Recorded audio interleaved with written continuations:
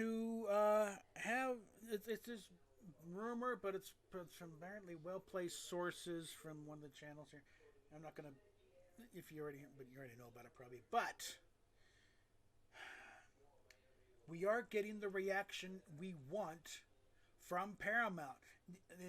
The initial ratings for Picard season 3 were in the tank because yeah, they burned a lot of the audience with the previous two seasons. They said no, we ain't doing it again. But as word of mouth has gotten around, but the people are thinking wait and see, and they're thinking, hey, look, this is how it works.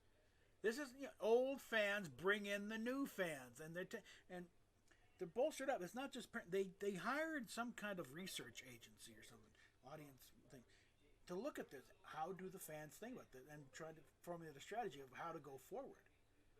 Because Star Trek is still the crown jewel franchise in the Paramount catalog.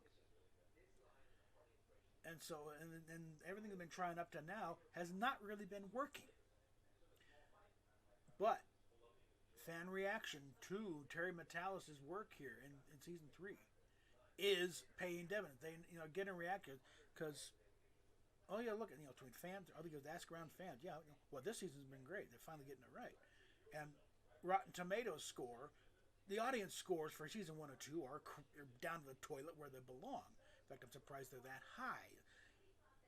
Season 3, they've been like starting off at like 100% or high 90s at least. I haven't looked at them lately, but it's like they've been pegging for writing. Yes, this is what we want. More of this, and we're getting that response. Yes, I have never credited the execs at Paramount with having an overabundance of brains, but they are not totally stupid. They want to make money. Okay. Some of the underlings think it's a platform we can forward the message, but that only goes so far as is anybody watching. Are they liking what they see, and are they going to buy the swag that goes with it? And that has not been the case with and I think we pretty much concede that the only reason Discovery ran as far as it did is because they had a 5-season contract under that thing with MoveIt that we sailed them with 5 seasons guaranteed. And the 5th season, hey, that's it, you're done. And it was a surprise to the folks on Discovery because they've been blowing sunshine up their asses thinking they're doing a great old time. Now you're not. We're tired of spending this level of money and getting so little return on it. So the second they dump it, bye.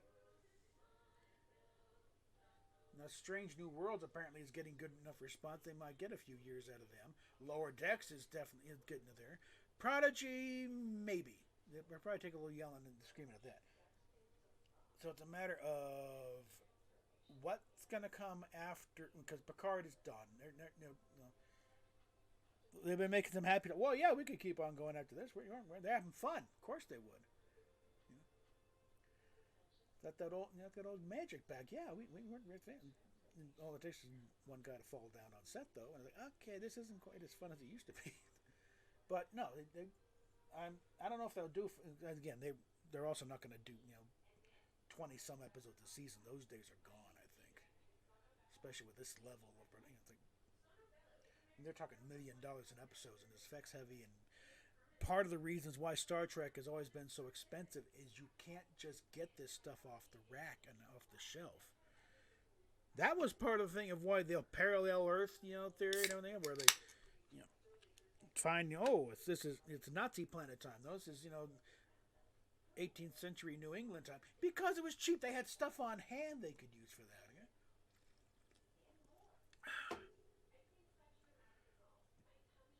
I mean, the network loved alien planets. They didn't want to pay for them, though,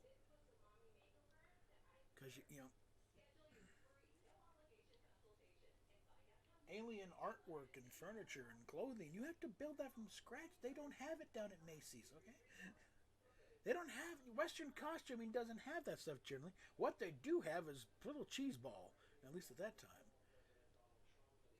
I mean, I'm gonna throw a picture. I'm pretty sure I got a picture of what they had in mind for Mr. Spock before Bill Tice came on, and they got that straightened out. We're talking real, Captain Video stuff. They really did not get it, but. Well, no, they are finally starting to work out here. They don't trust Kurtzman to deliver. He makes all kinds of bold promises, but he does not deliver.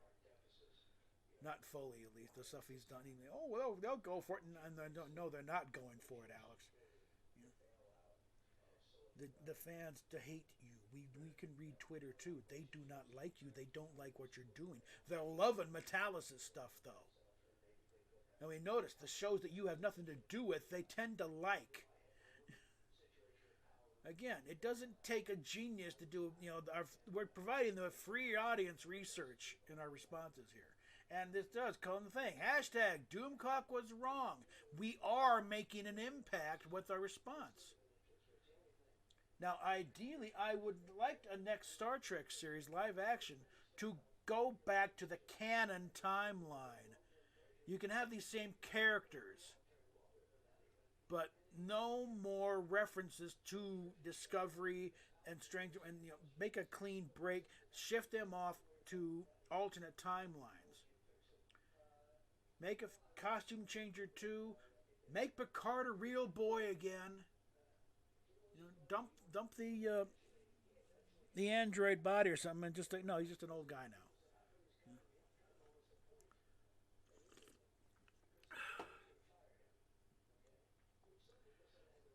But yeah, when Kurtzman still has a hard on for doing his Section 31 show, Michelle Yeoh has now, let's just say her asking fee jumped by several $1,000s.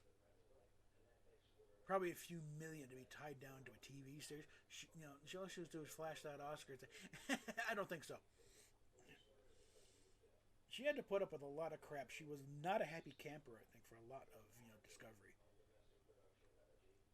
And you want to try and make her come, you try and get her to come back? No. If there's a contract there, I think she'll probably gladly buy it out herself.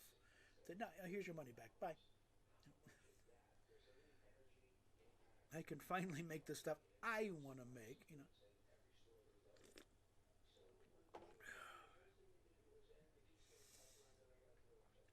And what's left? I mean, Starfleet Academy with Tilly leading that? Please. No, nobody wants Star Trek Animal House.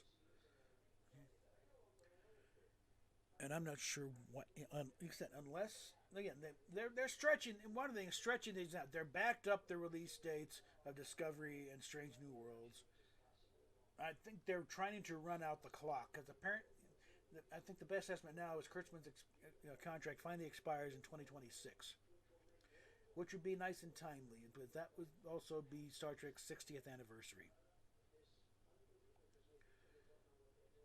So if we can show Secret Hideout the door by then, and they're looking for somebody else to bring in, they can do that and get this thing back on a proper footing. The licensing thing is gone. They've reunified back under one label, so they won't have to do this 25% different crap.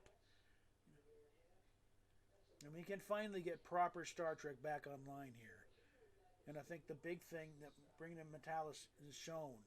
Yeah, you can still do good stuff with this material and with these actors and the settings. You need to know what you're doing, though.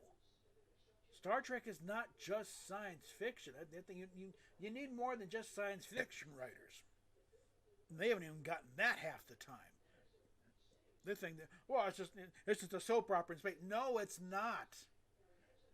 You got to know how to handle. One, you have to handle science fiction in general. You don't know how to handle Star Trek specifically. It is a subgenre unto itself. Others have said, Doug Drexler and others say, it's a period piece for a history that didn't happen. That's another thing. Stop trying to. Well, this didn't happen. It's not our history or future. We'd like it to be. But even just taking the original series by itself, you can debunk the idea that this was our future. Clark Gable was not a named star in 1930. He didn't reach star status until 1932 or so. So 1930, nobody was going to see a Clark Gable movie. What movies he was in, he was one of the bit players. Other people were the stars. So right there, It's not, this is an alternate history. And also the fact in 1967, no, we were not launching large nuclear platforms into orbit.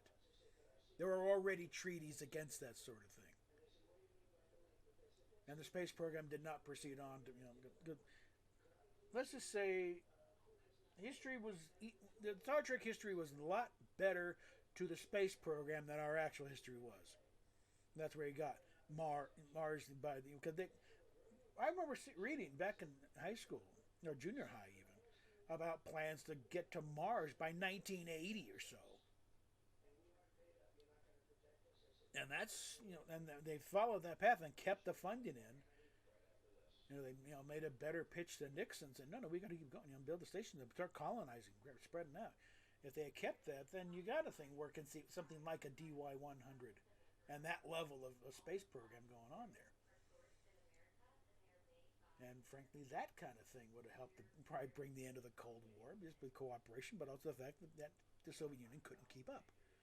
We would have found some way to drum them into the ground besides the arms race. But that's another matter entirely. But you have to treat the Star Trek timeline like it's its own separate alternate history from ours. There's commonality with ours, like but up to about the 60s, so you got to start branching off. Okay, this is where things deviated. This is where you start getting the eugenics wars and World War III, and because in that respect, I think our own history is probably going to be a little less eventful.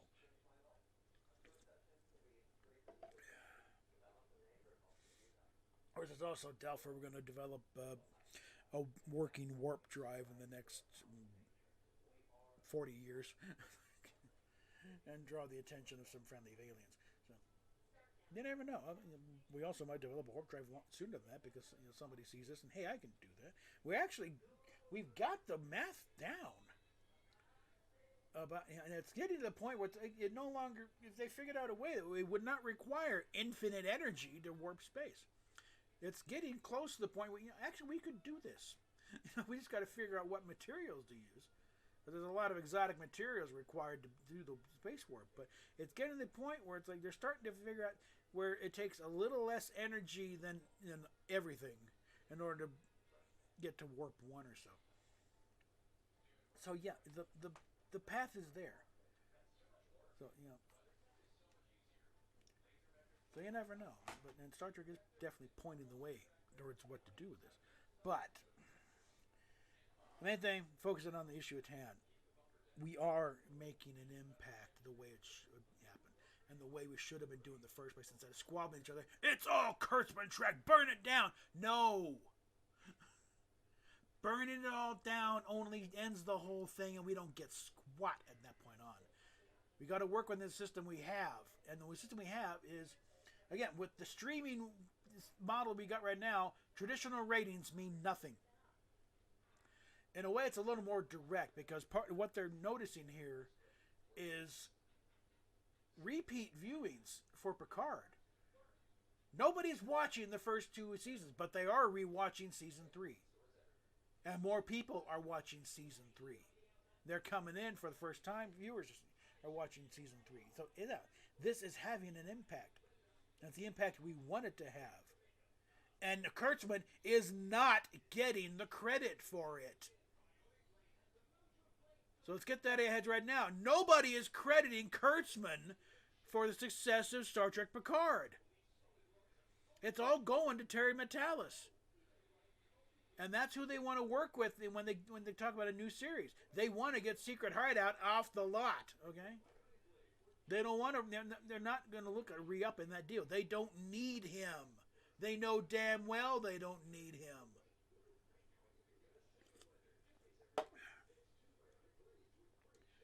So yeah, as it stands right now, it's like, yeah, Strange New Worlds will probably get a few more, things. Akiva Goldsman, as much of a hack as he is a fan. So he has some idea of how it's supposed to work, and that's the success they're having. It's individual episodic stories, you got a few strings hanging over. But he's got an idea of how this type of thing is supposed to operate. And that's why it's working as well as it is. I haven't watched it. I don't plan on watching it. The closest I got is I did get, the two models they have of the Disco Prize, but only because I plan on reworking it with something other than the Enterprise. Because the thing is, that design was John Eve's initial proposal for the NX-01 when they were trying to figure out how that ship worked. And one of Berman's decisions was, no, that looks too much like Kirk's Enterprise. Try again. And then went to Doug Drexler, and he left off the secondary hull. It was planned there all along to eventually get on there, but the idea was the saucer and the nacelles and have it look kind of unfinished.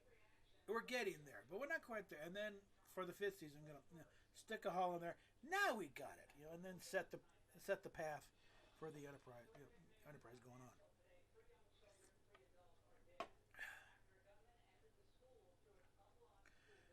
And so my plan is the idea is because there is a lot of call outs to the NX class in John Eve's thing.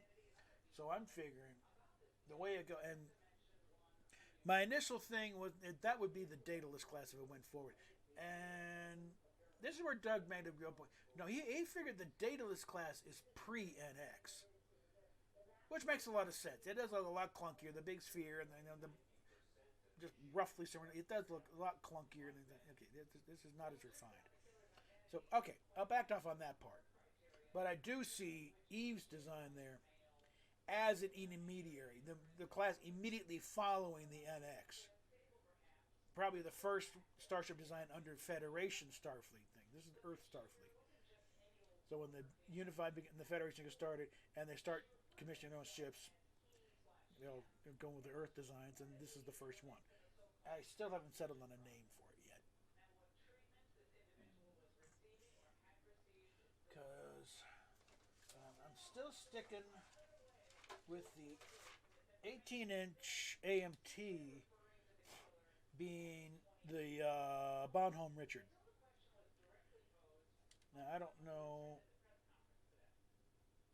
I have to figure out how. Because, you got the Bonaventure hanging out there. I had to figure out how that figures into the timeline. Would that go early Federation, or that's still Earth Starfleet or something? Because the reference is a little odd. And you get, these matters like this, you got to finesse it somehow. To figure out, okay, because, the first warp driven start, okay. And how can you finagle this around a bit? Well, obviously this is not, and it's a goofy looking design too. It's not bad if you draw it out and put it in perspective,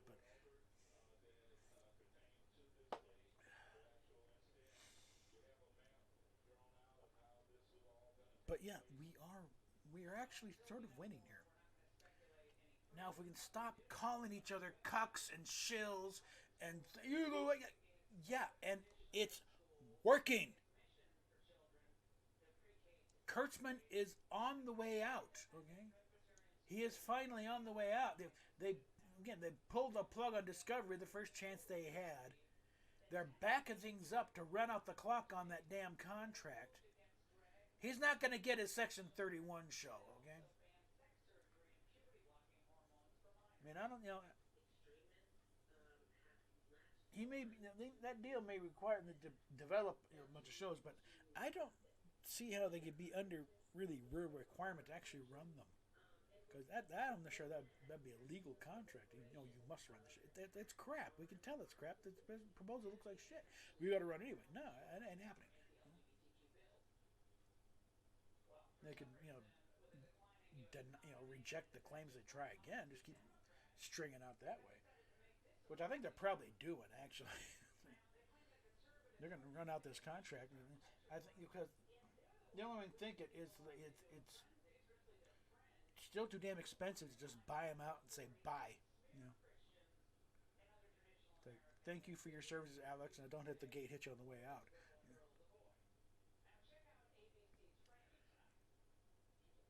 Because I think it became clear what the industry thinks of Alex Kurtzman when Entertainment Weekly just ravaged him in their review of Clarice. And they flat out called him an IP hack. And there should be a rule about how many IPs you can ruin in a certain period.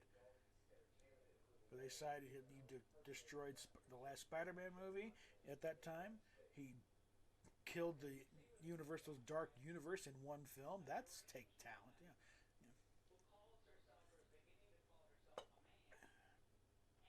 You can blame Tom Cruise all you want. Kurtzman was the director. He should have had enough sense to shut down certain things. But he, oh yeah, that sounds great, Tom. Let's do that. Then you're an idiot. Okay. Now I heard people gone back on the stuff that he wrote for like Xena and Hercules were not the greatest episodes.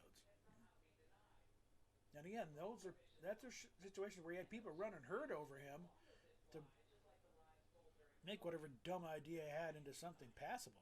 So,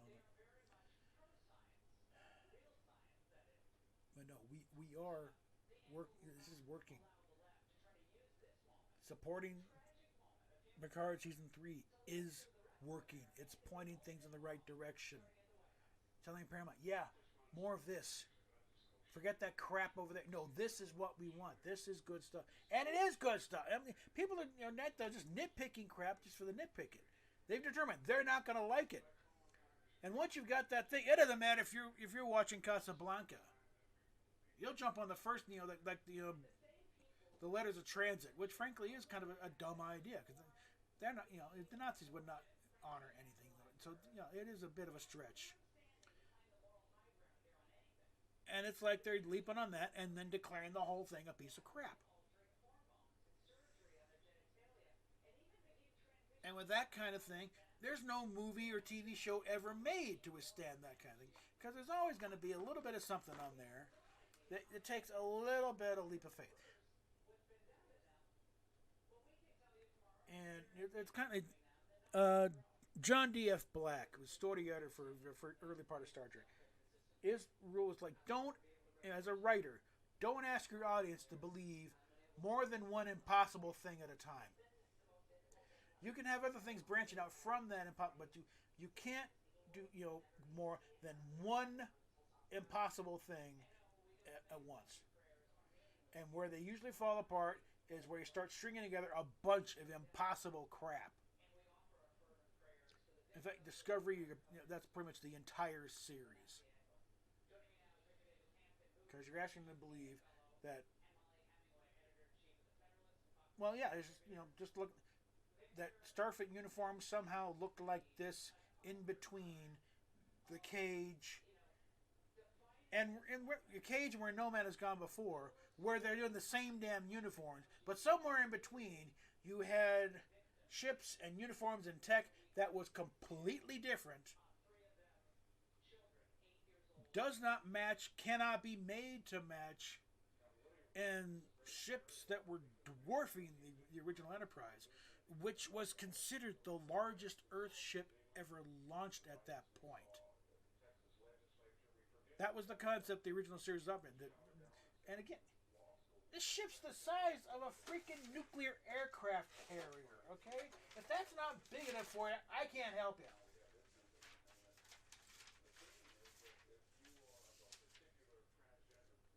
If you can't figure out what to do with the ship this size, the 950-foot long ship,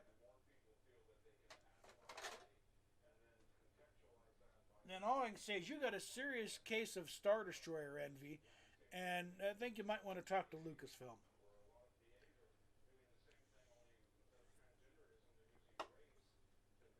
The size of an aircraft carrier, and the crew is only 1/10 the size. You can't fit 40. You can fit 430 people if you get them real cozy in a spot about that big. All the entire crew right there. So you can't spread them out. There's no room for you. Get real. Okay. So I don't buy this thing, and also you're really limiting the technology available to you. Oh, no, you don't need all the space. Okay, stop thinking 20th century. It's like that scene where that teaser trailer where the welders and everything are crawling around in this framework assembling the Enterprise. You really don't know what the hell you're doing. If this is your idea of how they build starships, this is a shocking lack of imagination. Okay. But one thing I think direction point is that the space dock we saw in the motion picture, and then seen elsewhere. If you think of that as possibly like a 3D printer,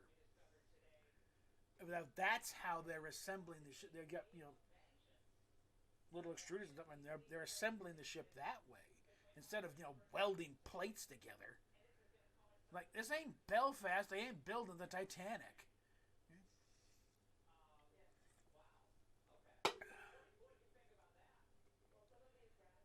And that's when they. But you're starting assembling. Okay, the look is wrong, and you throw in this mycelial network that guy. Wait a minute. Especially people that if you'll know something, because originally the idea was this was not a method of space travel. It was put in there by Brian Fuller as a terraforming protocol, procedure.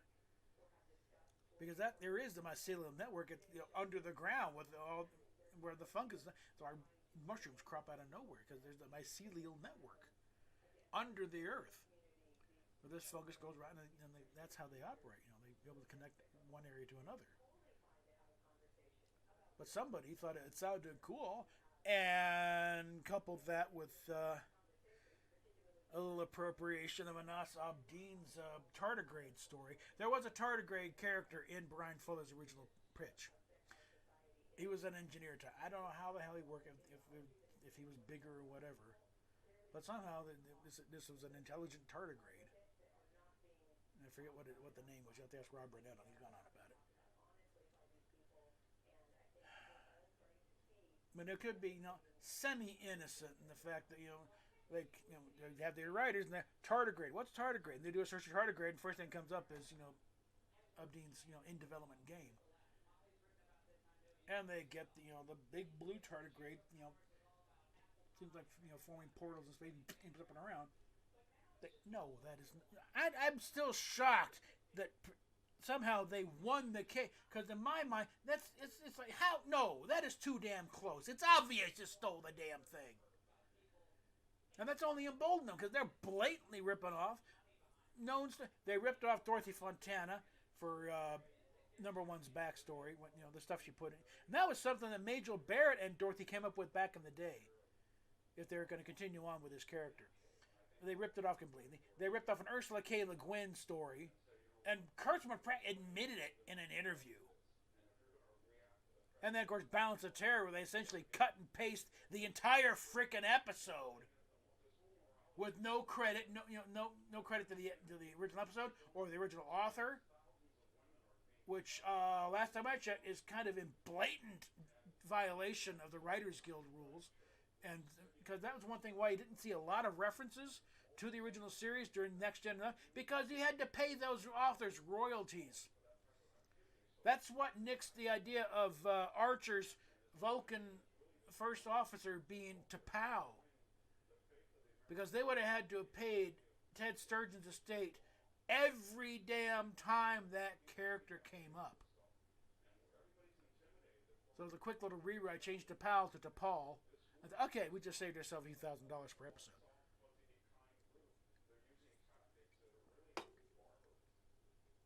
But it's like when Bijo said, about the continuing on the concordance. No, because the current regime does not want to share credit or royalties. That was their term exactly. Credit or royalties. So yeah, they want to make it look, Kurtzman like he is the sole creator everything of Star Trek. The based on Star Trek created by Gene Roddenberry is only there because they're contractually obligated to put it there. They got to give Rod and the family a check every damn time if they want to call it Star Trek. And that's really the only reason why they keep Rod around. He's there for for street cred, really. And the fact that he wasn't a Star Trek fan growing up, so you can probably run a lot of stuff by him and he wouldn't catch it, because he didn't grow up with the stuff. He was a late comer to the whole thing. He was a Star Wars kid. Star Trek was like what his dad did. He didn't want anything to do with that for a while. This is getting into a bit of a rambling rant here, but no.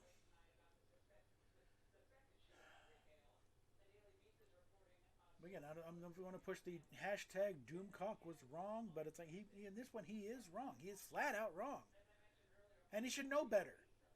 Because his approach on Star Wars is much more nuanced. No, if it's a good thing like Mandalorian or Andor, then support it and let them know. But for some reason, for Star Trek, it's like, no, burn it all down.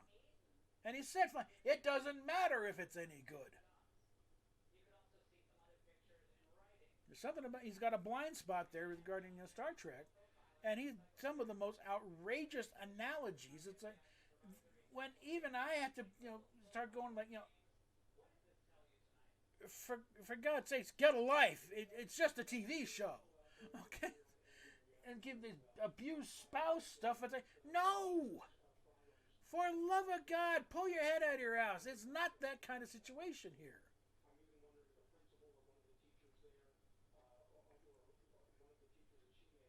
Again, it probably helps that I did not watch season 2. So I was able to skip a lot of character assassination there. Season 1 has been able to fade a bit. I didn't save any of the first season of Picard on the computer. I've been downloading them and watching them, and I deleted them all. And I didn't even bother with season 2. But I am doing with season 3. So I'm able to approach it with a little fresher eye. It's just vague memories now of the previous debacles. And again, with that, no, they are finally in character, and the characters are actually, fun watch. I'm looking forward to finding out what is going on here.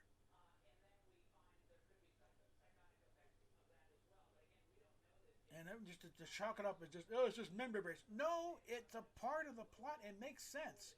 You got Next Generation alone is coming up on its 40th anniversary, and of course Star Trek itself is 60 years. You're to think that you can go through a Star Trek story at this point where you bring back all these characters with this shared history, and you're bringing in stuff like Daystrom and the Daystrom and Section 31 and all of this, and not have a boatload of references, frankly, is insane, more than delusional, and very disingenuous. And you're just looking for excuses to trash the thing at that point. And I've given up trying. I've picked a few people. No, I don't enjoy it. You're just looking for excuses now. You've made up your mind. You're going to hate this show. It wouldn't matter if Roddenberry himself came back and was in his full faculties and from 67, writing it with finally getting Isaac Asimov himself to contribute a story, or convincing Ray Bradbury I will write you a story. Getting some of the best authors, like everything's fine and dandy with Harlan Ellison. They all turn in humdinger scripts that, could sweep the Hugo Awards. Nope, you're determined. It's crap. I don't care how good it is. It's crap because I say it's crap.